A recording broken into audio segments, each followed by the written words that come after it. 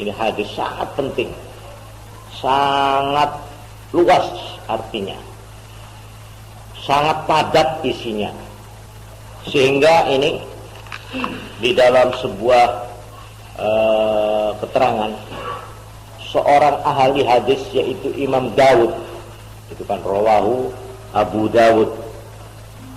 Imam Abu Dawud itu mengumpulkan hadis di dalam satu kitab besar itu sebanyak 4.000 hadis, 4.000 yang disebut Musnad Abi Dawud. Beliau ini setelah meneliti 4.000 hadis itu, beliau berkata 4.000 ini sebenarnya yang menjadi pangkalan utama hanyalah 4. Antara lain di antara yang 4 ini ya hadis ini yang berbunyi min husni islamil mar'i tarkuhu ma la ya'ni. Apal-apalannya enak dan bahasanya ini bahasa indah, singkat tapi edi gitu, jalan Jawa edi, pengen bagus, indah. Min husni islamil mar'i, termasuk baiknya Islamnya seseorang. Min husni islamil mar'i, termasuk kesempurnaan dan kebaikan Islamnya seseorang. Nah, kalau kamu ingin menilai Islamnya orang ini baik apa enggak, nah untuk menilai itu lihat saja ini, tarkuhu ma la ya'ni, meninggalkan apa yang tidak berhubungan atau yang berkepentingan dengan dirinya. Dia tidak mau mengerjakan hal-hal yang tidak ada kepentingan untuk dirinya, dalam arti baik. Jadi min husni islamil mar'i, termasuk kebaikan Islam seseorang, tarkuhu, meninggalkannya orang itu, ma la ya'nihi, apa-apa yang tidak penting kepada dirinya, artinya yang tidak diperlukan. Jadi dia itu bisa membagi apa-apa yang harus saya lakukan dan apa-apa yang harus saya tinggalkan, artinya yang tidak perlu. Nah, ini dalam hubungan ini ya, saya mau cerita kepada anak-anak. Di dalam cerita-cerita lama, yaitu di dalam cerita detektif, ini cerita tentang spionase, tentang tentang penyelidik, detektif. Ini ada satu tokoh yang sangat terkenal namanya. Kalau pada akhir-akhir ini ada tokoh yang disebut James Bond, maka dulu ada satu penyelidik atau detektif yang terkenal yang namanya Sherlock Holmes. Sherlock Holmes ini seorang tokoh yang entah ini betul-betul ada atau tidak, tapi terkenal itu. Dari Scotland Yard, dari Dinas Rahasia Inggris. Ini terkenal di dalam penyelidikan dan pembongkaran kejahatan-kejahatan. Soal-soal kriminal, wah dia kalau sudah ditangani oleh Sherlock Holmes, biasanya itu tidak bisa lari kerjanya. Bagaimanapun dibungkus dan disembunyikan perbuatan mereka ini terkenal. Kalau orang ahli baca ini cerita-cerita detektif ya, tentu mengenal nama atau sedikitnya mendengar nama Sherlock Holmes. Ini di dalam sejarah hidupnya itu dikatakan antara lain hal yang sangat lucu. Apa itu? Dia ini ternyata orang yang sederhana saja. Dia ini malahan orang yang tidak tahu peta, tidak mengerti peta ini, ilmu peta nggak ngerti, ilmu apa-apa, banyak yang ilmu umum, artinya ilmu yang lumrah, yang mestinya anak sekolah tahu, dia malah nggak ngerti. Ini aneh. Tapi dia kalau mengenai soal undang-undang, peraturan-peraturan ini, negara yang mengenai kejahatan atau hukuman, wah paling ngeses dia. Dia itu yang paling ahli, yaitu di dalam soal bekas ini, bekas jejak, bekas tangan. Dan dia ini orang yang terkenal kalau ada kejadian pembunuhan namanya di sini. Dia itu masuk lihat kita selalu gini, keluar dia sudah tahu bagaimana jalannya kejadian tadi. Lewat jendela, terus digasak, terus lari ke sana. Kok bisa cepat dia mengambil kesimpulan? Dia lihat letak barang. Seperti umpamanya ada kaca jendela pecah.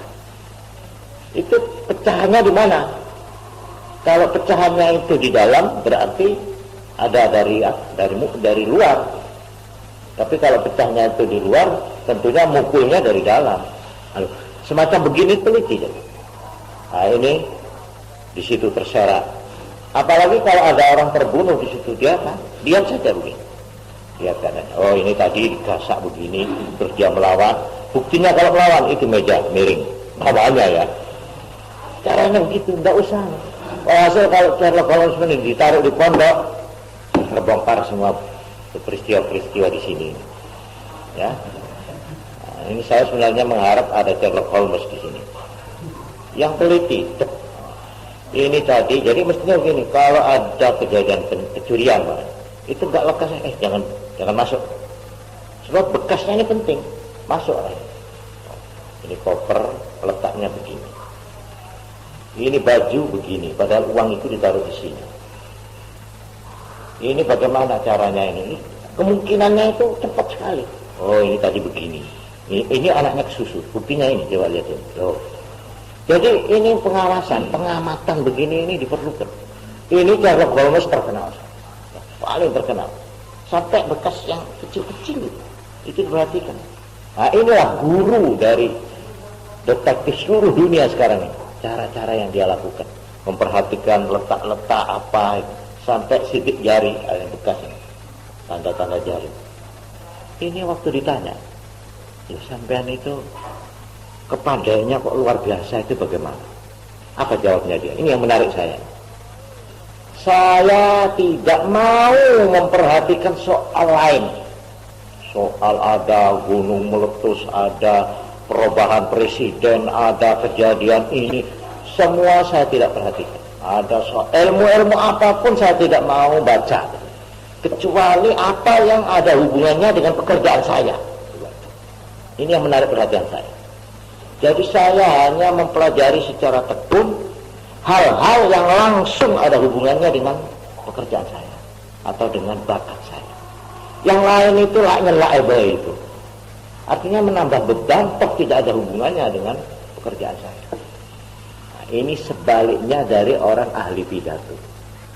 Ahli pidato itu ya, ahli mubaligh, itu kebanyakan loh, bukan semua ini. Itu biasanya ilmunya itu seolah-olah mengerti semua. Mengenai ilmu dukun, ilmu klenik, ilmu agama, apa saja. Terus ilmu alam, segala ilmu seolah-olah dia tahu, tapi sebenarnya rahasianya itu dia cuma tahu sedikit-sedikit. Akhirnya dia orang kepala tangguh. Kalau ditaruh di satu tempat nggak bisa berbuat apa-apa. Tapi kalau maaf ini, kalau disuruh ngoceh, bukan pintar dia. Bahan cerita cukup dia. Mengenai wanita bisa dia cerita. Mengenai biskut bisa cerita. Mengenai umpamanya ini cerita tentang ibadat bisa. Tapi ya cuma sedikit-sedikit gitu. Saudara-saudara, ini kita begini harus seperti lebar pengetahuannya itu. Apa saja bidang ekonomi tapi kalau dimasuki dia itu kosong. Umumnya cuma sedikit-sedikit. Nah ini hadis mengajarkan kepada kita satu pegangan yang penting. Coba. Termasuk kebaikan Islam seseorang, dia tidak mau mengerjakan hal-hal yang tidak ada hubungan dengan dirinya. Tapi dalam arti agama ini, min husni islamil mar'i tarkuhu ma la ya'lam. Ini berarti spesialisasi, berarti ketekunan khusus. kalau saya itu memang seorang dokter, saya hanya akan menghabiskan waktu saya untuk menambah ilmu-ilmu apapun yang ada hubungannya dengan penyakit.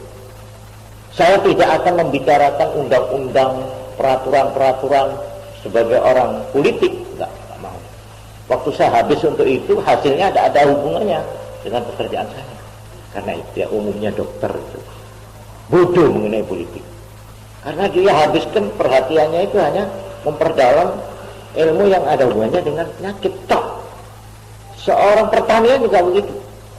Dia itu menekunkan dirinya, menambah pengetahuannya dalam hal-hal yang ada hubungannya dengan tanah, dengan tumbuh-tumbuhan. Itu habiskan di situ.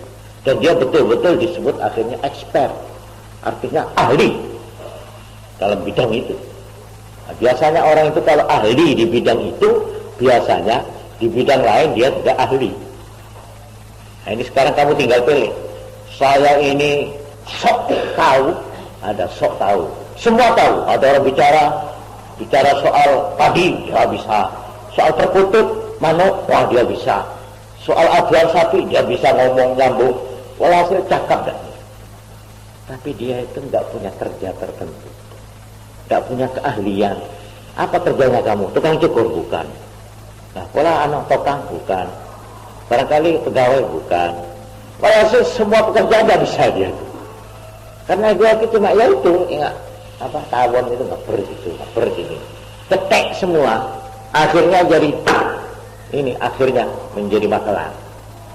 Tapi makelar omong, ada omong gini dia, gini, paling ngecek gitu. Karena itu orang yang paling banyak bualnya, paling banyak ngomongnya, itu tandanya dia itu nganggur, tidak ada kerja dia itu. Kekurangan pekerjaan.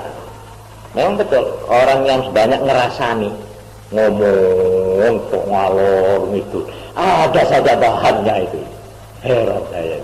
Ini orang tandanya penganggur. Dia itu makelar, pulang sana. Kalau sudah duduk, 5 jam suruh dongeng cerita bisa ya. Nah, ini orang yang membuang-buang waktu dengan sia-sia.